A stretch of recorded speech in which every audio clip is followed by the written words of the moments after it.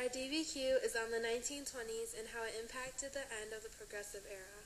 Our prompt is analyze the reasons for the end of the Progressive Era in the 1920s. Two possible theses of our prompt are: 1.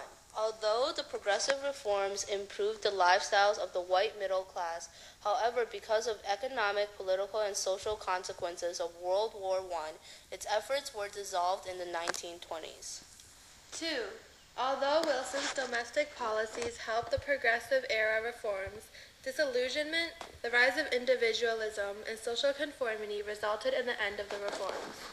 Document 1 is written by Robert Lafayette, a progressive reformer who advocated remodeling of the government. Lafayette wrote to denounce war regardless of a differing opinion from the president and to promote individuality. This document demonstrates a schism between the former progressive president and the reformers brought by the escalating tensions of war. It also signifies the end of public support for progressive reforms. Outside info includes Robert Lafayette's Wisconsin Plan and voting reforms that included the initiative, referendum, and direct election. Wilson's entrance into World War I, 1917, the beginning of wartime conformity, and the Espionage and Sedition Acts in 1917 and 1918 under Wilson. This advertisement was from Cosmopolitan in the 1920s that opposed the traditional Victorian images of a housewife. It portrayed the start of the flapper movement, which was characterized by short skirts, short hair, cosmetics, and smoking and drinking in public. The feminist movement became more individualistic rather than strict political improvements, which resulted in a decrease in a unified woman participation. Outside information for the Progressive Era includes the 19th Amendment advocated by Alice Paul and Nassau, women's clubs used to discuss politics before the 1920s, and the Women's Temperance League. In the 1920s, there was conformity from ads in media, domesticity, the flapper movement, and the Equal Rights Amendment. This source is by Warren G. Harding. His policy was return to normalcy. He calls upon the common people to join together behind the national government instead of pursuing separate goals.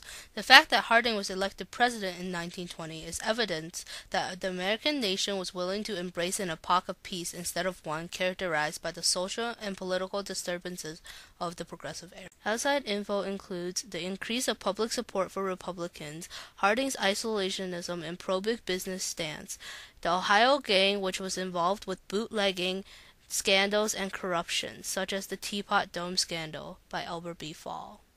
This document is a political cartoon by J. Ann Darling in 1920. It depicts Uncle Sam as a gardener who is getting rid of the weeds, which symbolizes communists in society that are preventing the growth of Americanism. Nativism caused the decrease in the participation of the reform movement. This document can also be used to show how the media was encouraging conformity among the white middle class, the primary supporters of the Progressive Era reforms, by asking them to band together behind the government instead of fighting against it in order to promote wartime Americanism. Outside info includes Eugene Debs, the president of the Socialist Party, the emergence of the American Communist Party, and Wilson's Home Front policy, which includes the Committee on Public Information and the Espionage and Sedition Acts. There is also the Red Scare, which helped pass the 18th Amendment, establishing prohibition in 1917 and World War I propaganda. There are also anarchist issues such as Sacco and Vanzetti, Haymarket, and May Day bombings, which resulted in the decline of labor unions. The Red Scare also caused deportation and the Palmer raids. This document is a news article written in 1927. It announced the first successful cross-Atlantic flight by Lindenberg and promoted ideas of individualism, innovations, and industrialization. The rise of individualism, as well as the increased media attention on celebrity heroes, took away from the reform movement of the muckrakers. It also contributed to the rise of yellow journalism following World War I. Outside information include the rise of celebrity heroes, media, and advertising, the crime of the century where his infant son Charles Jr. was kidnapped and murdered, increased investments in the aviation industry with the Air Commerce Act of 1926, which aided and assisted the airline industry. This document is an excerpt from the transcripts of Sacco and Vanzetti's speeches. Both Italian immigrants were known anarchists. The Sacco and Vanzetti trials were significant examples of how the Red Scare split the American public along racial and ethnical lines. The judge made his decision solely based on the jury, which shows how the people of this era conformed to the anti-immigrant, anti-anarchist, and anti-communist ideas brought on by the war. Because of the nativist feelings, they were convicted, despite faulty evidence presented in several court appeals, and sentenced to death. Outside info includes municipal reforms and Jane Addams' Whole House of the Progressive Era. There's also the Red Scare, including Palmer raids, the Anti-Immigrant 18th Amendment, and the Espionage and Sedition Acts. The writer can also include ethnical divisions, violent uprisings of immigrants defending their rights, and immigrant restrictions such as Immigration Restriction Act of 1917, Emergency Quota Act of 1921, and Johnson-Reed Act of 1924. This document is a description of the KKK by Frederick Lewis Allen. Increased racism arose because of the Great Migration that significantly increased African American inhabitants in the North and the post-World War I tensions. Americans used the membership as an excuse for the increased violence during the Red Scare without having to face the consequences. The document shows the social impact of the KKK and how it contributed to the conformity of the nation.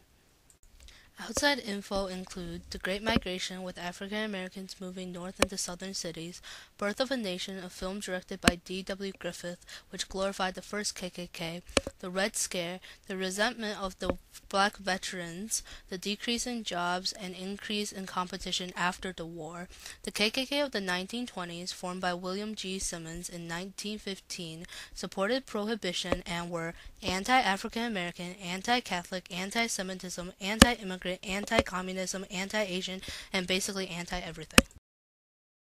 This document is an account of American life under Prohibition as seen by Count Felix von Luckner, a German naval war hero who visited the U.S. in 1927. It depicts the bootlegging and lawlessness that occurred in response to the passing of the 18th Amendment. The document shows how the ineffective Prohibition reform reduced the public support for the Progressive Era and caused the revival of corruption and slander. It also ended the saloons and gin mills that were social gatherings of the Irish and German. The reform had also resulted in the creation of underground mafias and bootlegging gangs. This document describes the stock market crash of 1929 and the beginning of the Great Depression. The 1920s was a flourishing century built on credit. Because of the materialistic feelings of the people, reforms of the Progressive Era lost support and corruption ran amok. Once the era of consumerism ended, the people no longer had money nor relied on the credit system, and the United States once again returned to civil service and welfare programs. The reforms issued by President Roosevelt were part of his New Deal policy and to mend the depressed economy. Since the goals of such programs differed from those of the Progressive Era, it can be argued that the Great Depression officially ended the progressive movement.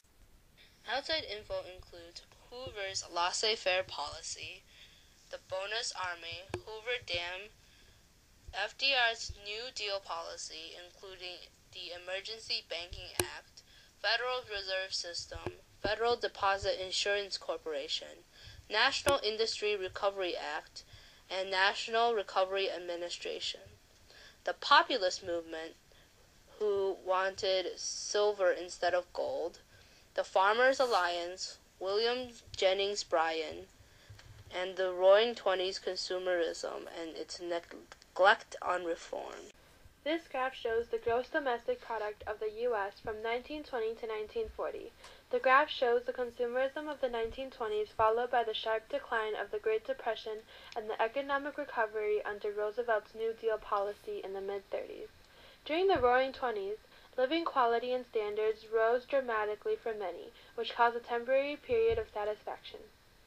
As media and advertising companies developed, the public focused more of their attention on materialistic ideals. Following the public interests, politicians also began to veer away from political and social reform.